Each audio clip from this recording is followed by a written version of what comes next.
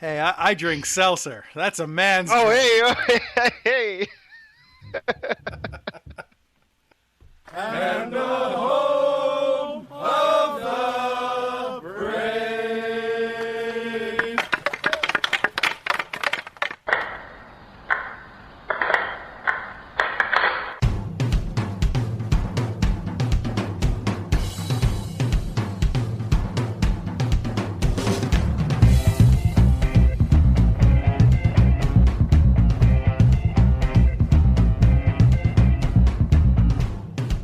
Game on!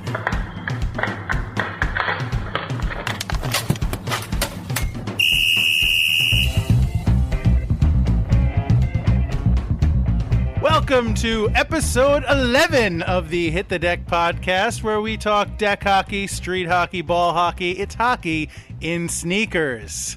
Yes, it is the 11th episode, which I think I'm going to term our 10th Podiversary, because it's the 10th anniversary. Well, not really anniversary, because that's years, but it's the 10th celebration of our first podcast. I don't know. I tend to ramble, so just ignore me. That's a good rule of thumb. Just ignore me. Wait a minute. I want people to listen to the show, so don't ignore you. Listen. Listen to James, ignore me.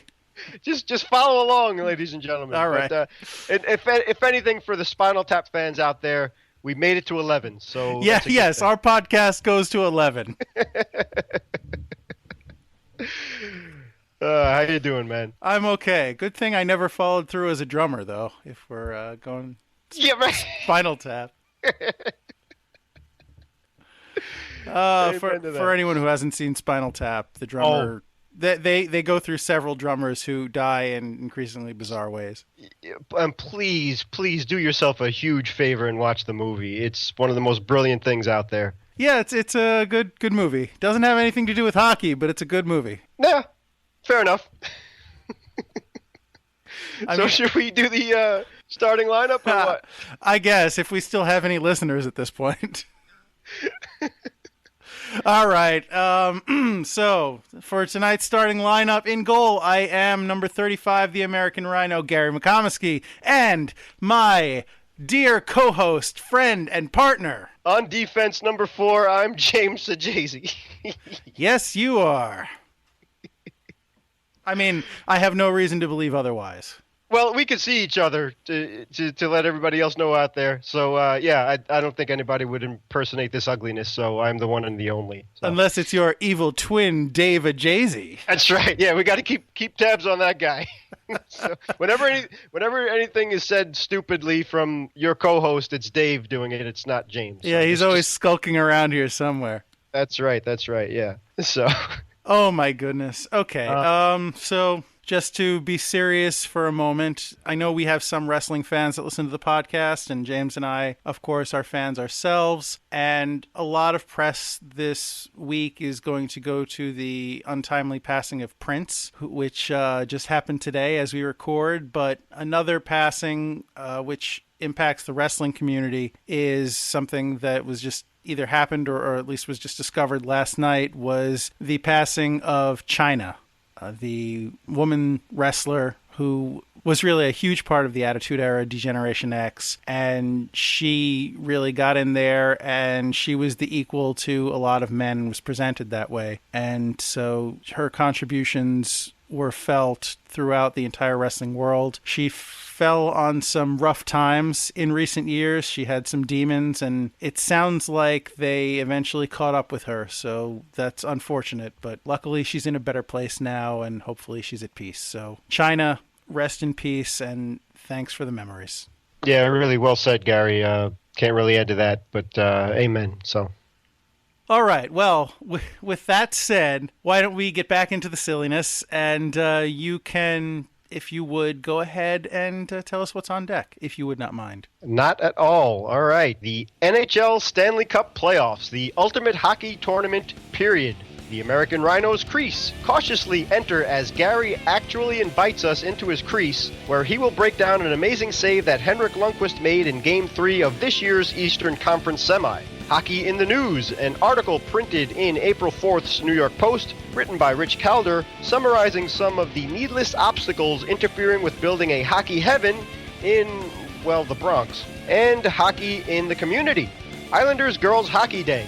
On Sunday morning and afternoon of May 22nd, the New York Islanders will host a fun event encouraging young girls from ages 8 to 14, I believe, to play the great sport of hockey. And that is what's on deck. Thank you, James. My pleasure. All right, so the playoffs. The pursuit of Lord Stanley's Cup, the richest prize in all of hockey, and one of the most coveted trophies in all of sports, if not the most coveted trophy. Yeah, I'd agree with that. If you're a sports fan or a hockey fan or not, everybody knows the Stanley Cup. It's got a personality of its own. It's really unique. Just the aura of it and the significance of it, it's amazing. So all due respect to the Olympic hockey tournament, which is a close second to the Stanley Cup playoffs, in my opinion. And pride in country is extremely important. But yeah, like Gary said, Lord Stanley's Cup is a lot bigger, it's heavier, and much rarer than 25 gold medals. So not taking anything away from anyone's lifelong sacrifice, and we always devote many kudos to the 1980 U.S. hockey team and such, but the Stanley Cup, it's every hockey player's dream to hoist that thing over his or her head, and well-earned.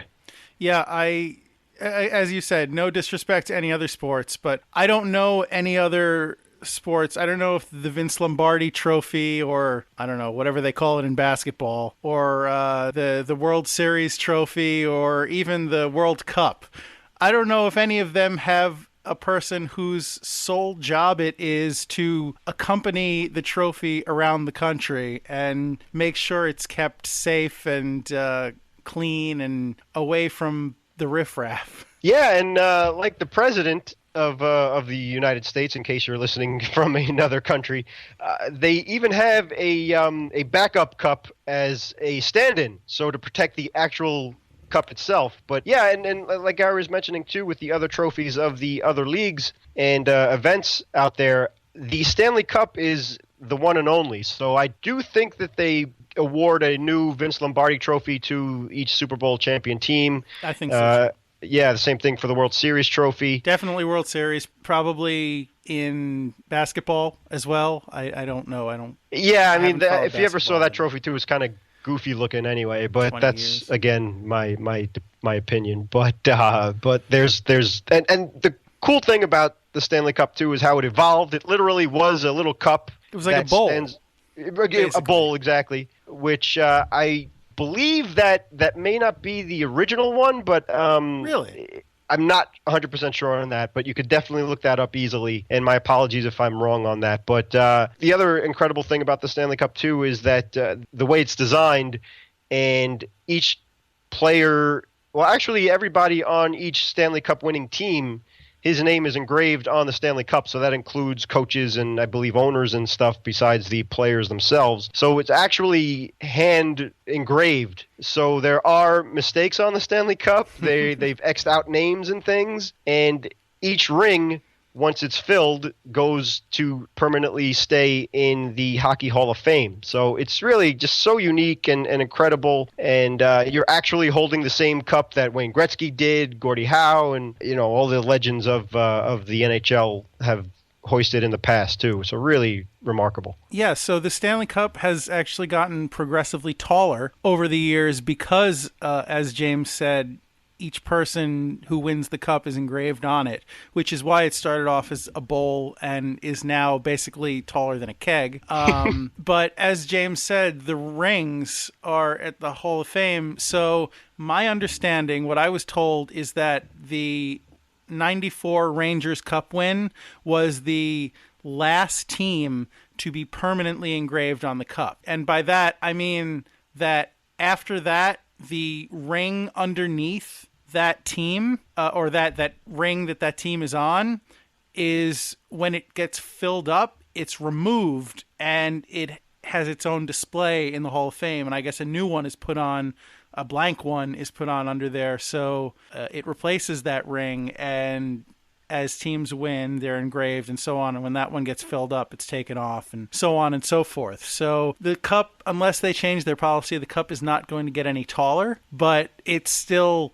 continues the tradition of having every player engraved on it, which is really cool. I mean, every team is memorialized to a degree when they win their championship. Their team's name is etched in history, but with the Stanley Cup, the players' names are all etched in history, which is making a more concrete mark on the history of your sport, which I think is very cool. Oh, absolutely. Yeah, you couldn't have said it any better. Yeah, you're literally a part of history.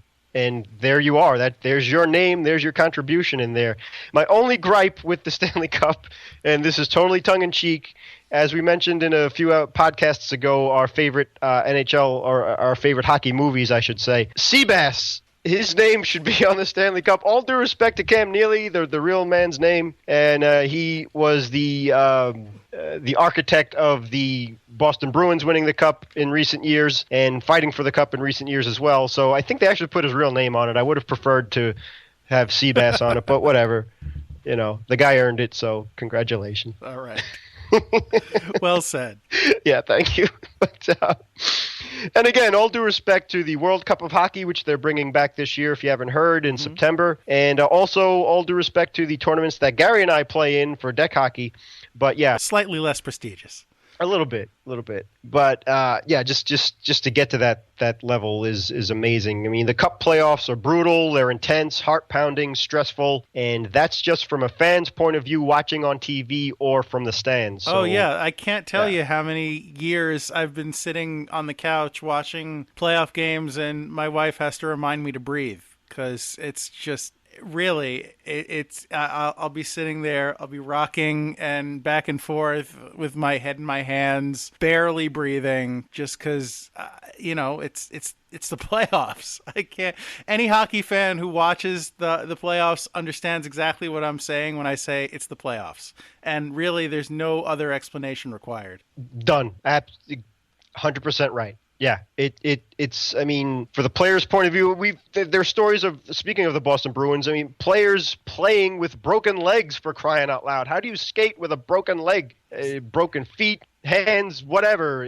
These guys are just on a whole other platform, and the hits are harder, the play is faster, the schedule is tougher, and on top of all of that, it may not sound like much, but the weather being warmer, which makes the ice surface different textures, and that comes into play. And all due respect, I keep using that phrase a little bit too much, but to you beautiful goalies out there, I mean, you guys sweat so much as it is on ideal conditions, but when the weather is warmer, I mean, you could, Lord knows how many pounds of sweat you guys lose when competing in the Stanley Cup playoffs.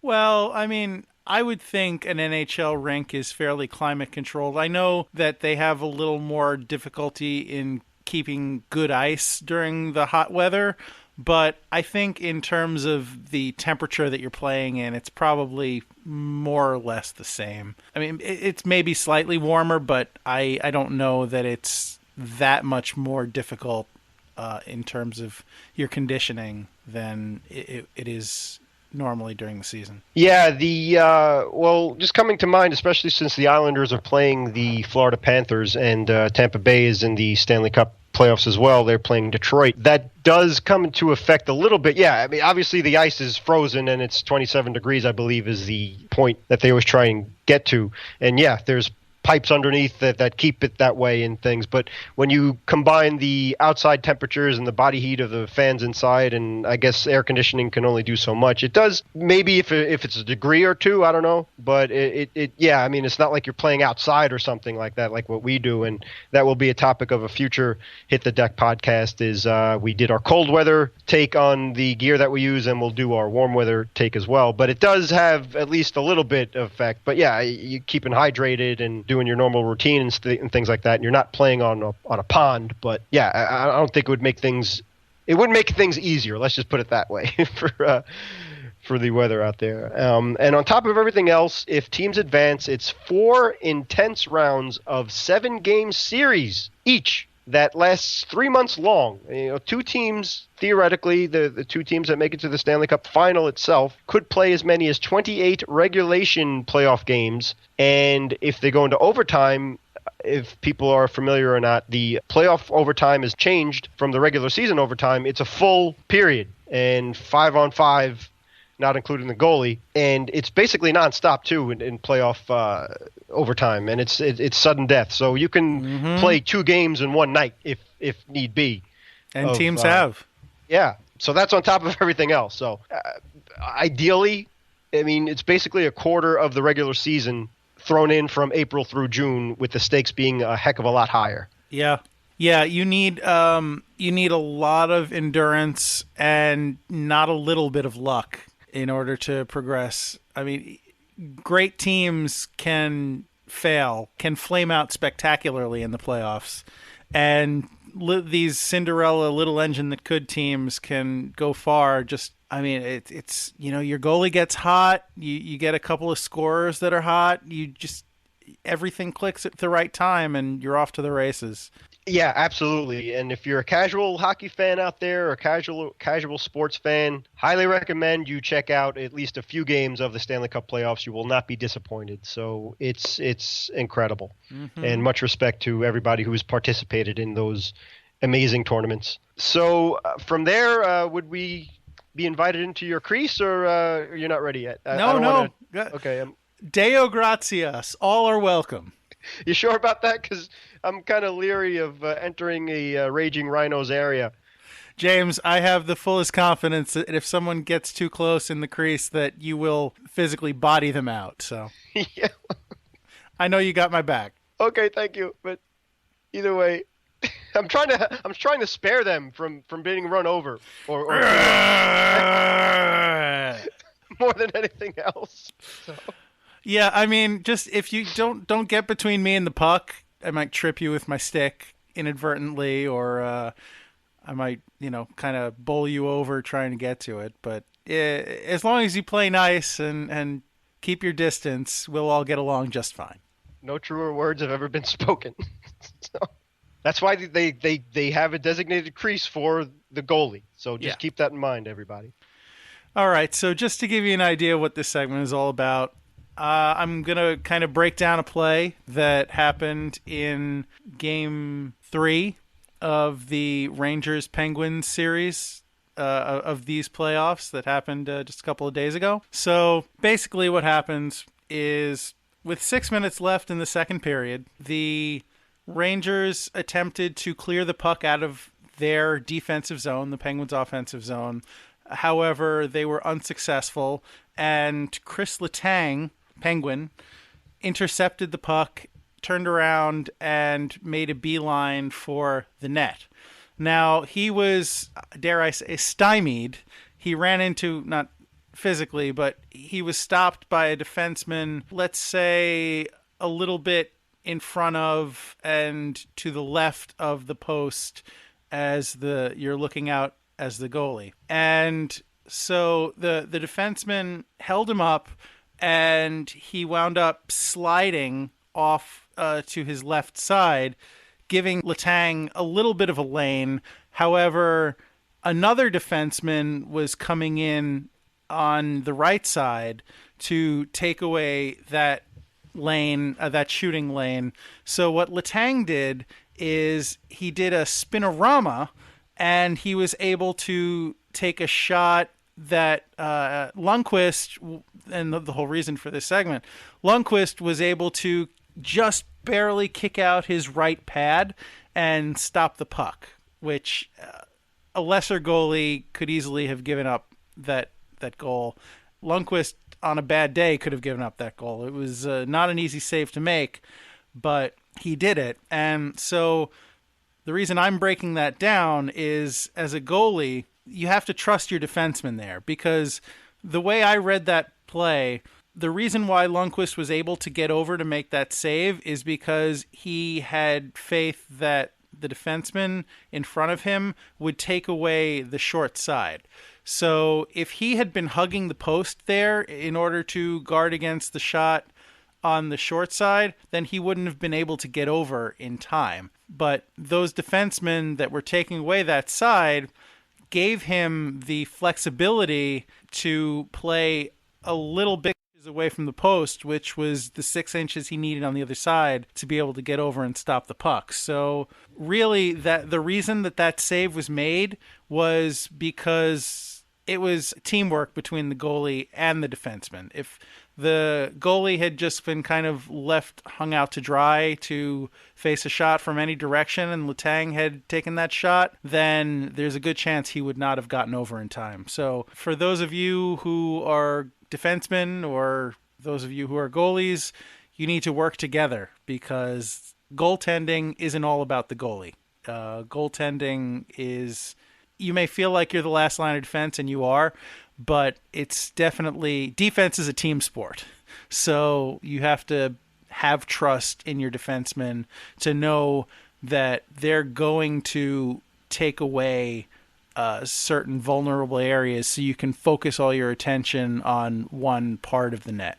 It doesn't always work out like that, but when things are clicking on all cylinders, to go back to that metaphor, that's what has to happen. Yeah, excellent. And that goes for anybody playing deck hockey too, that you can watch an NHL game and observe it in that aspect and use what you see in your everyday play, especially for deck hockey too.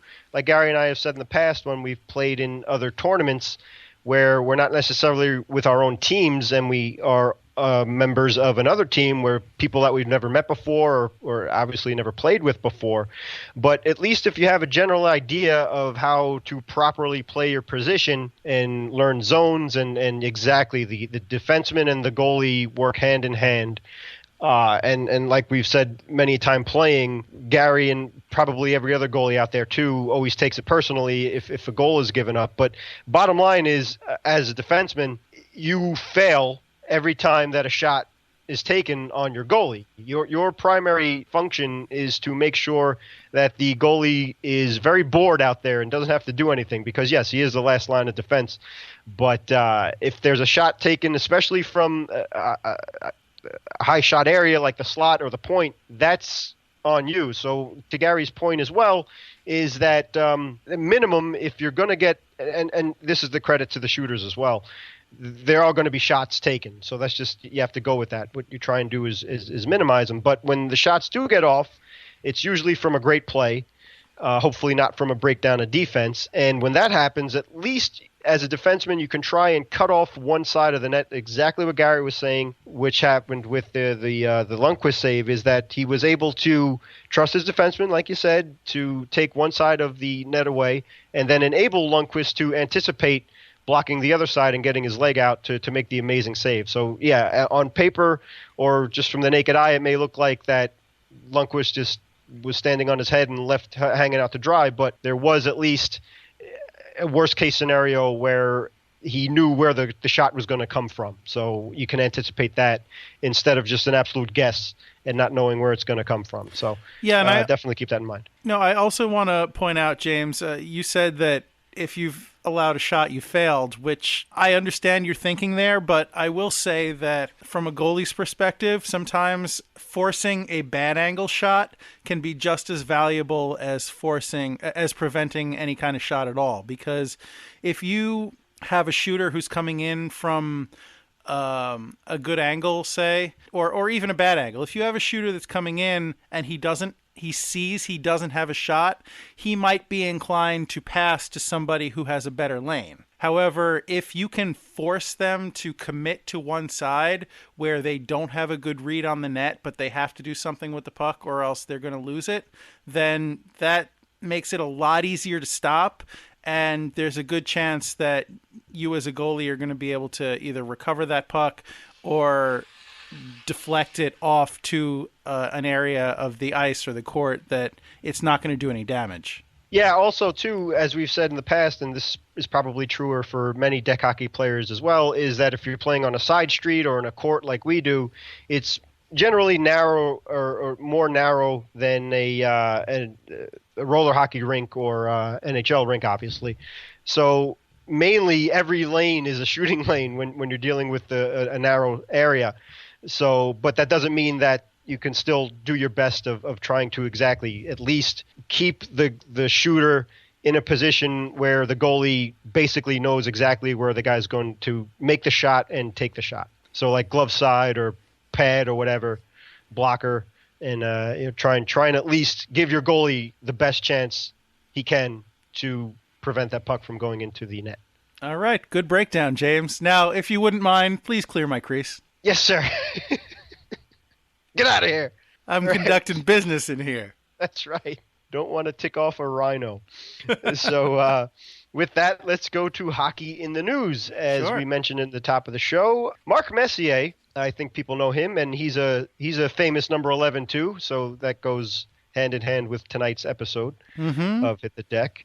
Won't start crying. Right. Yeah, Messier for a macho guy is quite emotional, which that lesson to every man out there too. So yeah, so Mark Messier has been trying to back in building the world's largest ice skating complex right here in the New York City area up in the Bronx. The deal was basically made when Bloomberg was still mayor, so that was back in 2013. Right. Unfortunately, has hit a few snags since then, which usually, and again, we're trying not to be political here by any stretch of the imagination or whatever, but it just seems like from the outside looking in, when you're dealing with politics, that silly things like this come to especially when you're dealing with money. So that's always seems to slow whatever. The idea is that the Kingsbridge National Ice Center would be a 750,000 square foot complex with 9 rinks and have a 5,500 seat arena in there as well. So it's just a hockey player's dream, and figure skaters too as well. I think it wouldn't just be for hockey only, but Gary and I are used to the World Ice Arena, which I love. I really totally dig the World Ice Hockey Arena in Queens, which is not far from Citi Field where the Mets play. But this would be, like they said, the world's biggest ice hockey complex or ice skating complex. Right. So just to give you an idea what this project is, the Kingsbridge Armory. So here in New York, if you're not from around here, there's a bunch of old buildings. I mean, it's a relatively old city, and it's gone through a couple of wars with the British, and I guess I don't think the Civil War ever got here, but it's an old city, old American city, so it has a lot of old fortifications, and I'm sure they used this in World War I and World War II to arm up the troops as well. So you have these old military installations that are pretty much gathering dust these days, and most of them have been converted to other use facilities. For example, when I was in high school, I ran track.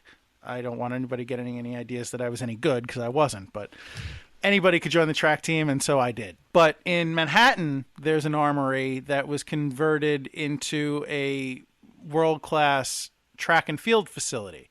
So this armory, which is a different armory, the Kingsbridge Armory, is in the Bronx, and it's just this huge old empty building made of brick, sturdy, high ceilings, and it's just gathering dust. So what Mark Messier wants to do is gut the building and renovate it to, as James said, put down 9 different ice rinks. And it's probably not that great in a neighborhood. So what you'd be doing is you'd be offering kids from low-income families, kids that probably don't get exposure to a generally expensive sport like hockey, and giving them free ice time and equipment, and you'd be exposing a whole generation of kids that otherwise would have no interest in the sport, potentially, and getting them involved, which A, it grows the sport of hockey, and B, it gets them off the street, because, if they have nowhere else to go, then they're just going to be left to their own devices and do whatever they can to kill time.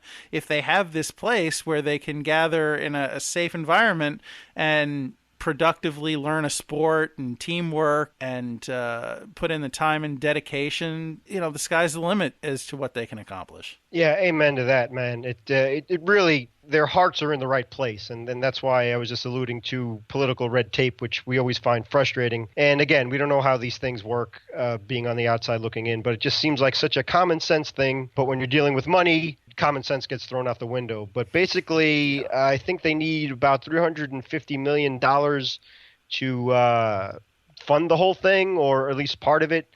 And was said it was under the Bloomberg administration, so we don't know if de Blasio, whatever the difference may be, whatever the case is, but they have extended the deadline to April 25th of 2016. So hopefully we will be able to see what the future holds for this great facility, which we think it is anyway. And we will definitely keep you informed with the more information that we get on it. So hopefully, fingers crossed that they do get on the same page.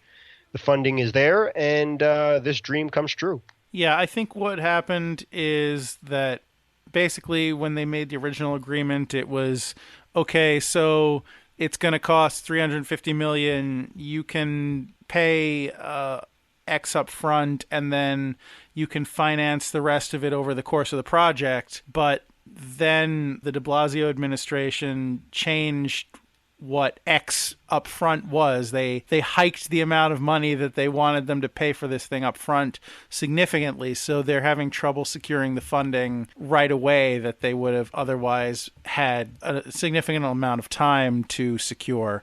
So it's just like James said, it's when money gets involved and different people come in than who you made an agreement with, there's plenty of potential for things to go south. And hopefully this sounds like a great project, a really worthwhile project. Hopefully they can pull it out. It seems like they're trying to work some stuff out with the state of New York and looking for other investors. So there's still a chance that this could happen, but the window of opportunity to go forward with this is closing. So Godspeed, mess. Yeah, and like you said, too, once they get all that out of the way, I think the deadline, I believe I remember reading that they wanted to open it by 2017 or so, or at least in a couple of years from now. But, yeah, if the funding isn't there, and like Gary mentioned, I mean, talking about a tremendous acres of ground in about a 99-year-old facility, to gut that and then put 9 ice rinks in there and 5,500 seats and stuff on top of it all is probably going to take a good amount of effort. So so get going on that. In the meantime, for hockey fans out there and ice hockey fans, there is Sky Rink in Chelsea Piers in Manhattan. Like we mentioned before, the World Ice Arena in Queens, which Gary and I go to all the time. And personally, for me, out of all the ice I've been on in the tri-state area, or at least in Brooklyn and Manhattan and Queens, the World Ice Arena is the best ice I've been on. It's great. It's really well kept. There's the Aviator in Brooklyn, which Gary and I have been there too. It seems like it's a bit choppier over there, but it's fun. There's open skates in all of these arenas. There's open ice hockey in these arenas too. So there is opportunity out there. So hopefully that would get the city to open their eyes more and see the potential that this Kingsbridge Armory can provide. Yeah, and there's also a facility in Long Island City. I can't think of the name of it off the top of my head. I got nothing. Well, that's okay. With that, too, we can mention the East Meadow, Long Island, where the Islanders practice. And there's a place in Coney Island as well, right? In Coney, I think there's a place in Prospect Park, which you actually told me about. I'm not sure about Coney Island. No, I think they're right off the boardwalk, right near MCU Park. I think there's an arena. Oh, my God, exactly. Yeah, how could I forget that? Abe Stark. Yeah. Holy crap. That's all right, okay. Thank you. I'm senile. No, it's fine. Too many taking shots to the head without a helmet. Sorry about that. And just returning to the World Ice Arena that we enjoy skating at, the part of the reason why the ice is so good there and why the building is so good is because that building was built as part of New York's 2012 Olympic bid, which never panned out, but the building was built, and it's there was a decent amount of money sunk into it, so it's a quality facility. Yeah, highly recommend it. Mm-hmm. And with all that said, we will segue to the hockey being in the community and the New York Islanders hosting something called Girls Hockey Day. So for all you young ladies out there, if you're interested in checking out the great sport of hockey, and for all the mommies and daddies out there that want to encourage your daughters or nieces to do so, that would be on Sunday, May 22nd. And Angela Ruggiero will be there. And if you don't know who that is, definitely look her up on Wikipedia or Facebook because she has a tremendous resume. Olympic champion, gold medalist, silver medalist. She's won all the medals. She's been a member of the team. She's actually retired recently and is a member of the Hockey Hall of Fame. Really just a remarkable career that she's had. And she's also a defenseman. And she was drafted by the Boston Blades, the female hockey league out there. And yeah, she's a defenseman and wears number 4 too. So that's plays for Boston. So that's pretty cool company to have for one of the most legendary defensemen of all time, Mr. Bobby Orr, who wore that number and rewrote the history books in terms of what it is to be a defenseman right there in Boston. So and a certain cool. co-host I could name. Oh, no, no. I apologize for bringing the number down, whatever. But that's a good thing for Angela Ruggiero. So she's definitely a great role model for all hockey fans to look up to, and particularly the females out there, too. So and a really bright young woman, too, as a matter of fact. Graduated from Harvard. She has a master's degree, the whole deal. So check that out. But it seems like fun. There's more information on the Islanders website itself. It's held in their practice facility in East Meadow, Long Island. And like we said, yeah, you can check out their website for more information. From 10:45 to 11:30 is a Come Try Hockey for Free, which they say for all ages. So I'm not sure if that's just for girls or if that's for everybody that's there. Okay. So that would be cool for everybody to try and appreciate what it takes to play hockey a little bit more by learning how to skate. And then from 11:45 a.m. to 12:45 p.m. is the girls' clinic. And the ages listed there are from under 8 through under 14. So, again, just check out the Islanders website for more information on that. Sounds like a lot of fun and definitely worth looking into. Yeah, and I'll try and link that on our Facebook page. Thank you, sir. And you know what? It is. It's a great idea to get little girls interested in hockey. I know my daughter, who's 5 going on 25. Yeah. She wants to play hockey when she grows up, and I've promised when she gets a little older I'll teach her. So it definitely get them interested young, because women's sports and women's hockey in particular are really starting to take off, and it's great competition, and it's a great thing to see. And that way, someday when someone tells your daughter you play like a girl, she can say, "Darn right I do." Nicely said. Less minute remaining in the podcast. All right, another podcast down, James. All right. Happy 10th Podiversary. And to you, my friend. Okay. All right, so that's going to wrap it up for the 11th episode of the Hit the Deck podcast. As always, we want to thank you, the listener, for tuning in. We want to thank Anthony Sajazi for music, Pops for being the voice of the podcast, the LIQ for sound effects. Please feel free to email us at hitthedeck@gmail.com. Check us out on Facebook or Instagram at Hit the Deck. Please subscribe to the podcast on iTunes or any number of other places. I know it's available. James, anything you want to contribute before we go? Yeah, just at the recording of this podcast, I want to wish everybody out there our Jewish friends particularly, a very happy Passover. And for Hit the Deck, these go to 11 and hopefully a little more. Thanks, James. Okay, everybody. I guess we'll catch you next week. So, lastly, as always, we would just like to remind you, especially since it's the playoffs and tensions might be a little high, remember, it's deck hockey. Don't be that guy. Thanks, everybody. We're only a tiny bit bad at our job. What the hell are you listening to this for? This sucks.